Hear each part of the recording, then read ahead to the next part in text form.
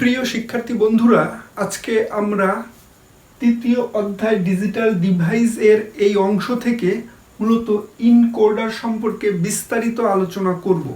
তোমরা যারা এই ইনকোডার নিয়ে একটু ভয় ভীতি আর পেরেশানিতে রয়েছো, তোমাদের উদ্দেশ্য করেই বলতেছি যে আজকের ক্লাসটা তোমরা খুব মনোযোগ সহকারে দেখবা, তাহলে নেক্সট টাইম আর এই ইনকোডার নিয়ে তোমাদের কোনো ধরনের ভয় ভীতি থাকবে না। ইনকোডার নিয়ে যদি কোনো ধরনের প্রশ্ন পরীক্ষায় আসে, তো আমি ডেফিনেটলি শিওর যে তোমরা 100-এ 100 অ্যান্সার করতে পারবা।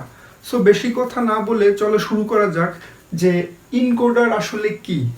ইনকোডার হলো এমন এক ধরনের ডিজিটাল সার্কিট বা ডিজিটাল বর্তনী যা মানুষের ভাষাকে মেশিনের ভাষায় রূপান্তর করে। মেশিনের ভাষাটা কি? মেশিনের ভাষা হলো 0 আর 1, অর্থাৎ আমরা মানুষ যে ব্যবহার করে যেই ভাষাগুলো, অর্থাৎ আলফা নিউমেরিক কোড বা চিহ্ন বা বিভিন্ন ধরনের ডিজিটাল ভিডিও, অডিও, আবার ইমেজ আছে, এইগুলোকে মূলত এই ডিজিটাল বর্তনী কি করে? মেশিনের ভাষায় রূপান্তর করে। অর্থাৎ যদি আমরা কম্পিউটারে যদি বসি, আমরা কম্পিউটারে যে কিবোর্ডে দেখি বিভিন্ন ধরনের সাংকেতিক চিহ্ন থাকে, বিভিন্ন ধরনের অক্ষর থাকে, এইগুলো যখন আমরা প্রেস করি, সেন্ড করি, তখন কিন্তু এই ইনকোডার সিপিইউতে বসানো থাকে মূলত মানুষের ভাষাকে মেশিনের ভাষায় রূপান্তর করার জন্য। এবং আমাদের ভাষাটা কিন্তু সরাসরি কম্পিউটার বুঝবে না, সে শুধু 0 আর 1 ছাড়া অন্য কিছুই বুঝবে না। সো খুব সহজ ভাষায় বলতে গেলে, যে ডিজিটাল বর্তনী মানুষের ভাষাকে মেশিনের ভাষায় রূপান্তর করে তাকেই হচ্ছে এনকোডার বলা হয়। সো আমরা জানি একটি ইনকোডারে সর্বোচ্চ 2 টু দি পাওয়ার n সংখ্যক ইনপুট এবং n সংখ্যক আউটপুট থাকে। অর্থাৎ এটা হচ্ছে 2 টু দি পাওয়ার ইনপুট, আর আউটপুট n সংখ্যক থাকে। সো এখন আমরা মূলত এই ইনকোডারের কি কি শিখতে হবে, তাহলে আমরা পরীক্ষায় আরো সবকিছু অ্যান্সার করতে পারবো। মূলত আমাদের এই ইনকোডারের ডায়াগ্রাম শিখতে হবে, ইনকোডারের সত্যক সারণী শিখতে হবে, ইনকোডারের থেকে সত্যক সারণী হতে প্রাপ্ত সমীকরণের লজিক সার্কিট অঙ্কন শিখতে হবে। তাহলে কিন্তু আমাদের এই ইনকোডার সম্পর্কে পরিপূর্ণভাবে আমরা জানতে পারবো। সো প্রথমে আমরা 4 ইনপুটের ইনকোডার দিয়ে শুরু করি, এবার নেক্সটে আমরা 8 ইনপুটেরটা করব। সো চলো শুরু করা যাক। প্রথমে আমরা ইনকোডারের একটি ডায়াগ্রাম অঙ্কন করি। আমরা 4 ইনপুটের জন্য ডায়াগ্রাম অঙ্কন করি।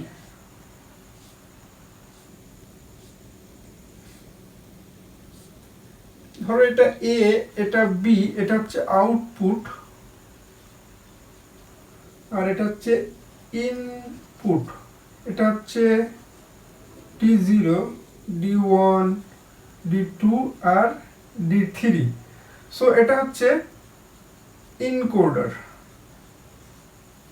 এটা হচ্ছে ইনকোডারের ডায়াগ্রাম। সো আমি বলেছি যে একটি ইনকোডারের সর্বোচ্চ 2 টু দি পাওয়ার ইনপুট অর্থাৎ আর আউটপুট n থাকে। সো n হচ্ছে, ধরো আউটপুট কয়টা? 2টা, তাহলে 2 উপরে তার ইনপুট কত হয়? তাহলে 2 টু দি পাওয়ার ইনপুট তাহলে 4টা, অর্থাৎ ইনপুট 4 হবে আর আউটপুট হচ্ছে 2। সো এটা হচ্ছে এনকোডারের ডায়াগ্রাম। সো এখন আমাদের কি শিখতে হবে? এনকোডারের সত্যক সারণী। সো সত্যক সারণীটা আমরা শিখি। আমরা জানি যে 4টি ঘরের, অর্থাৎ 4টি ঘর লাগবে, যেহেতু 4টি এখানে ইনপুট। সো আমরা এটা লিখি I ইনপুট,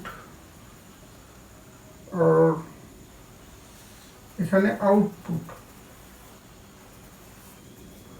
সো আউটপুট হচ্ছে A আর B, আর ইনপুট হচ্ছে D0, D1, D2 and D3। So এখানে 4টি ঘর লাগবে, 1টি, 2টি, 3টি, 4টি। ওকে, সো আমরা আউটপুটের এখান থেকে 0, 1, 0, 1 আর এখান থেকে 0, 0, 1 মূলত এটা এই সত্যক সারণীটা অতি সহজেই আমরা পূরণ করব, অনেকভাবে দেখাবে। তোমরা জাস্ট এইভাবে এইটাই মনে রেখো, তাহলে কিন্তু এটা খুব সহজ হবে তোমাদের কাছে।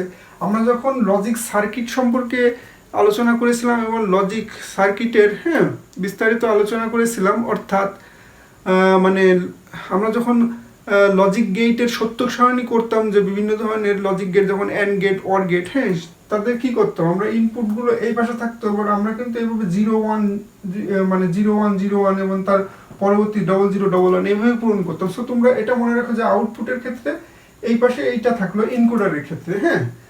এখন এই যে ইনপুটের এইগুলো কিভাবে পূরণ করবে, খুব সহজ একটা টেকনিক আছে। দেখুন একদম সর্বপ্রথমে প্রথম লাইন থেকে যেটা শুরু করতে হবে, এই D0, অর্থাৎ এখান থেকে আমরা শুরু করি যে আমরা 1 দিয়ে দেবো একেবারে প্রথম ঘরে 1, আর বাকিগুলো শূন্য দ্বারা পূরণ করে দিলাম।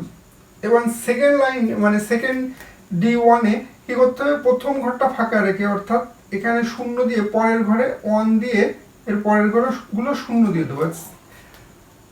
তৃতীয় নম্বর লাইনেও সেম কাজ করতে হবে, 0 0 দিয়ে দিতে হবে, আর এখানে 1 দিয়ে বাকি ঘর পূর্ণ। এবার তৃতীয় নম্বরটা তোমরা বুঝতে পারছো যে এখানে 3টে শূন্য দেব আর বাকিটা 1 দেবো। অর্থাৎ যদি এটাও না বোঝো এই টেকনিকটা, তো একদম এই কোনা বরাবর 1 দিয়ে বাকিগুলো শূন্য দিলেও কিন্তু আমাদের এই মানে এনকোডারের সত্যক সারণী আমরা করতে পারবো খুব সহজে। এখন এই সত্যক সারণী হতে প্রাপ্ত সমীকরণ বের করতে হবে, তাহলে আমরা কিন্তু এই এনকোডারের আমরা লজিক সার্কিট অঙ্কন করতে পারবো। সো এখন আমরা দেখি এর আউটপুটে এ আছে, আউটপুটে। সো আমরা জানি যে সত্যক সারণী হতে কিভাবে সমীকরণ বের করতে হয়, ইতিমধ্যে পূর্বের ক্লাসগুলোতে আমি দেখাইছি, তাও আশা করা যায় তোমরা পারবা।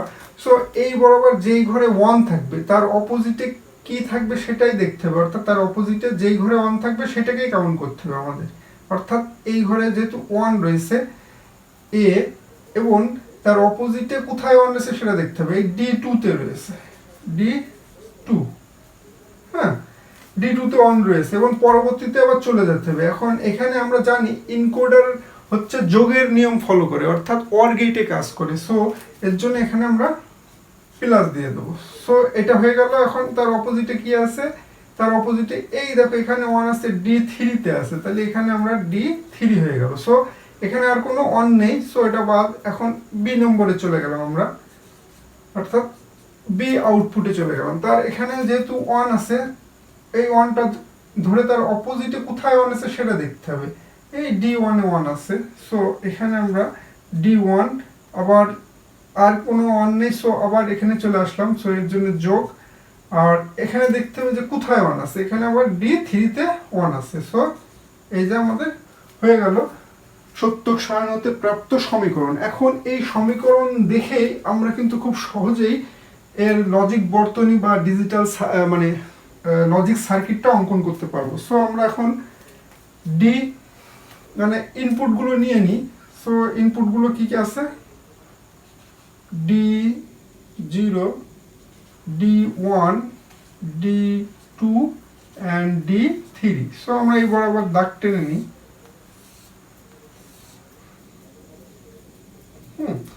সো এখন আমরা অলরেডি এই যে প্রথমে এ ঘরটা আমরা দেখি যে এখান থেকে আমরা D2 নিয়ে নিই। সো এখান থেকে আমরা D2 নিয়ে নিলাম, আর তারপরে D3 নিয়ে নিই। এই যে সরি, এখানে আমি একটু মিস্টেক, এখানে D3, এখানে D3 নিয়ে নিলাম। সো এদের কাজ হচ্ছে যোগ করা। এই যে বলতাম যে এই ইনকোডারের কাজ হচ্ছে অর গেটের নিয়ম ফলো করা, অর্থাৎ যোগ করে। সো এটা যোগ করে দিলাম, অর গেট দিয়ে দিলাম এখানে।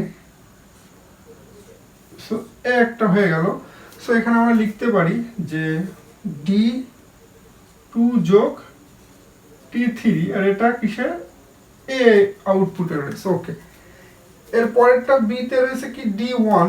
সো D1টা আমরা নিই, আর D3 আমরা নিই।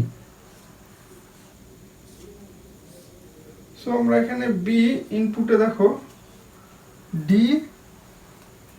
বি, আমরা এখানে ইনপুট না আউটপুটের কথা বলছি, সরি, যোগ D3। সো এটাই হচ্ছে মূলত এনকোডারের লজিক বর্তনী বা লজিক সার্কিট যেটাই বলো সেটা। সো খুব সহজে আমরা এটা করেছি, দেখো। আশা করা যায় তোমরা বুঝতে পেরেছো। ধন্যবাদ সবাইকে।